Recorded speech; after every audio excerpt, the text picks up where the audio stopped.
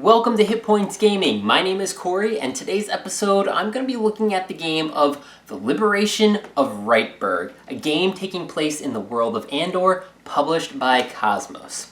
Recently, I put a video out discussing my solo playthrough of Legends of Andor. It was a game that I thoroughly enjoyed many years ago, but I never finished it, and it's been sitting on my shelf for so long, I dusted it off due to the pandemic, was able to play it solo, and really enjoyed it. Then recently, obviously, I saw this game go up for sale, and I was very excited about it. This is a standalone game. Right away, I first thought it was going to be a scenario taking place in the base game. That is not the case. This is its own game. You don't need to have any of the other components or base themes in order to play it. But what I do enjoy about it is it does take place between scenario 4 and 5 of the base game. I thought that was pretty sharp. This is basically the story of the monsters raiding the castle, the king calling you to come and help defend before the dragon sets out, and that's who you have to fight at the end of the base game. So let's take a look at the board here. The game does come with 6 characters. It's playable, I think, anywhere between 2 and 4 characters. If you're used to the channel and how we like to play here, I usually like to play with basically the max number of characters, which is 4. Even if I'm playing solo, if I'm playing with somebody else and we play 2 and 2 characters, I just think that's just the best dynamic, and I would suggest that in this game. It's not overwhelming, and you can quickly get accustomed to it. So the purpose of the game is to complete 4 of the 6 task cards that are located in one of the 6 locations. Now, how the game is laid out is there's a deck of narrator cards, and depending on the number of characters that you're playing, so in a 4-player game, you're going to reveal 8 of these narrator cards, and it's going to tell you where these encounter cards are going to be placed, either face up or face down at those locations. So once you have that set, 8 cards get revealed. There's going to be then 10 cards in this narrator deck. Now, on a hero's turn, you're going to get their own unique set of action cards. Each character gets 3 action cards, one actually gets 4, and you are going to select which action of your action cards that you're going to play, and we'll take a look at that in a moment. But when you play that card, you can't use it again until all 3 are done, and then you need to basically rest. And when you rest, you have to pull a narrator card. So you're going to be adding more encounter cards to the deck, or to the game board as you play, and if you run out of narrator cards and cannot draw another one, you lose the game, the castle is overrun, and you fail. So, let's take a look at our character cards and your available actions. So, what you're trying to really do is you're going to try and remove all the encounter cards at one location so you'll visually be able to see what task card is coming up. So, in order to do that, you basically have to defeat the creatures that are there. So, for instance, let's take a look at this location. This is location 6. This is where everyone starts. This is a ghoul Skrull right here. So I need to play a card of a battle strength equal to or greater than this creature. So if I'm here, my warrior could play this 6, easily defeats this character, and there's going to be a bonus at the bottom of the card, which is, this is just receive 1 gold. So this goes into my trophy guide, or my trophy board, and later on I can spend this gold for a various few things. One of them mainly is going to be using items, which you'll see right here. If I move to this location, by playing a move action down here, I can move here and simply pick up this card, but in order to use it, I have to spend gold. So meaning I had to have killed this creature ahead of time. This goes off to the side. Once this character goes next in line, and so forth, that other character is going to play an action. You're just going to keep going until either you complete the 4 tasks or you can't draw anymore, right? Let's take a look at some of the other characters. So that's one thing that's really nice about this game. Every character definitely feels unique. As I mentioned, there are 6 of them. It took me a little while to find out what party I did enjoy the most, and that's one of the benefits of playing the game. It's pretty quick. It's maybe about 25 minutes to half an hour, and you're really trying to hone in on your play style and what set of characters you do like to enjoy to play as. So let's take a look at the dwarf here. What's sharp about him is that he does come with an axe. Now this axe is a one-time use up front because it's sharp. It's going to give you +4 strength to an attack. So he would be perfect right here defeating this monster. It's going to give you 10, which is what's going to happen here. But then after that, the blade becomes dull, and going forward, it's always going to add +1 to your attack value. Now, I could spend 2 gold to refresh it and spend it again, but then that's 2 gold that I might need to spend on certain items. Let's take a look at the archer here. Now, the archer has the ability of using these quivers. So you're going to be playing these cards to select quivers, going to be flipping them over. There's going to be a value on the other side, and then later on you'll actually be able to use those as attack values. They range between values 2 to 9, but unfortunately as the archer you cannot use these willpower points. Now these willpower points are what other characters are going to be gathering, so in case I didn't want to attack or move, I could gain these willpower points and use them down the road as additional attack strength. Now, why might you just move and use willpower points?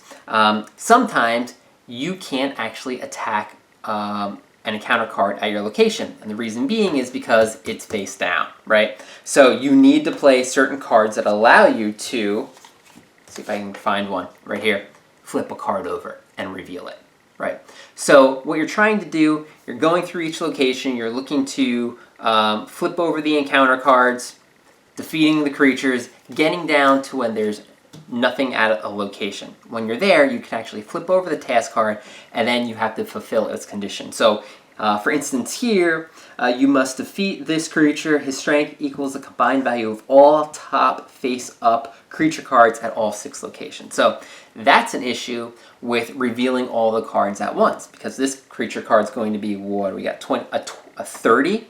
Yeah, that's a lot. Now, if you're at a location with other heroes, they can all pitch in to play a card to help increase the strength, but again, every card you play, the quicker the time limit. Now that reminds me of Legends of Andor. It's a very puzzle-style game that you can absolutely play solo, and you have like one straight strategy, right? If we're playing this with multiple people, it's going to be tough if they're all doing their own thing. You really have a limited number of turns to get this done, because what if you went through here and said, you know, I can't finish this, right? Let me try and find an additional task. Well, that's going to take time to go through and get through these encounter cards. So let's take a look at this one right here.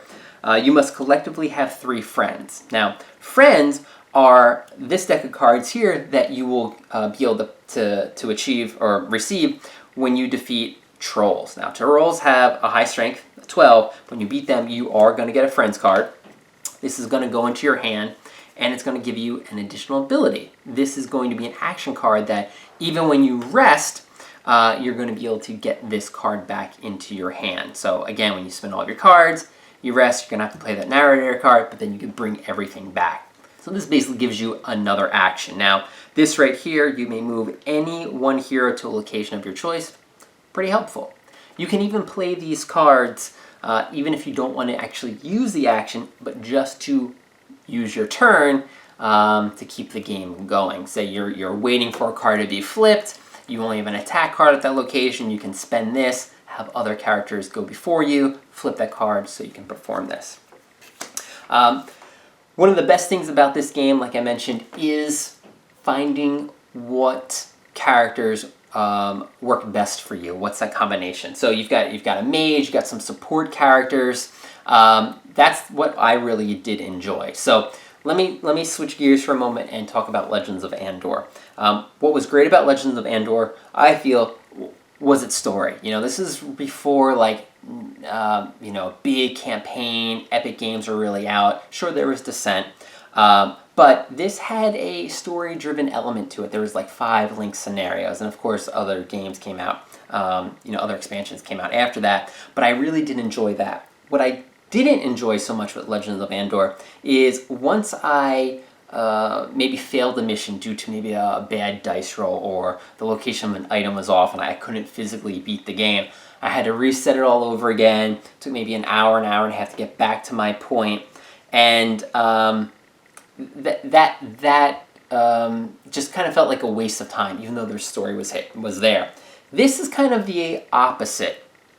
The narrator cards really don't provide a true story to it. Sure, it tells you like, oh, a monster comes out and he's going to be at this location. All I really look at for in this narrator card is, okay, where am I going to spawn these encounter cards?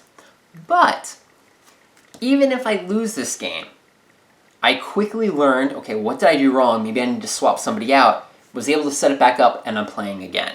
So that was the opposite of Andor. Even though not so much story, easy setup. Even after I beat it, I wanted to play again. Because there's a few different ways, not a few different ways to play this, but a bunch of different difficulty levels. So the first time you play, they recommend you don't play with any cards that have red text. Well, I wouldn't add this additional encounter card here. I wouldn't play with the troll and this level 10 monster here. So I just barely beat it on the basic mode. Then after that, you set it up with the red cards. I got destroyed, right? Then I need to keep playing until I found my combination. I kept going. Even when I beat it, I was like, oh, okay, now everything's starting to click, right? I want to play again. What I can then do is, for my ally cards right here, I can only play them if I'm using the ability on the bottom, so I can't just use it as a free pass. I'm pretty sure my last combination that I did, I should be able to do that. That's my next attempt, so I'm looking forward to that. I think the only other thing I really haven't mentioned are the item cards. Again, usually you have to spend a gold for them. They're a one-time use here, so they won't refresh back to your hand. But they're very helpful, but unfortunately, there are some task cards, or there is a task card where you have to spend 3 item cards in order to do that. You won't know what task cards, of course, are coming up, and I think there's a total of 15 different task cards here, which adds to the replayability of this game. Definitely, you don't know what strategy you should be going for. Should I be revealing a lot of the creatures to get to my task card? Should I be trying to hoard my items? Should I be defeating monsters to receive a lot of gold? You won't know until you get down there. So my initial tip is, rush to a location, try to get to a task card so you know what you need to achieve. Once you achieve all 4, like I said, you win the game. So those are my thoughts on how you play this game right here. So let me know if it's something that you're interested in. Trying to dust off your Legend of Andor and playing this in between is something that I just did, and I highly recommend it. If you do find a great combination of characters, leave it in the comment. I'll let you know what 4 characters I'm playing, and I guess what difficulty you were able to complete this game at. So that kind of ties into my other video that I just put up. So that's the Liberation of Rietburg, and I will definitely see you next time.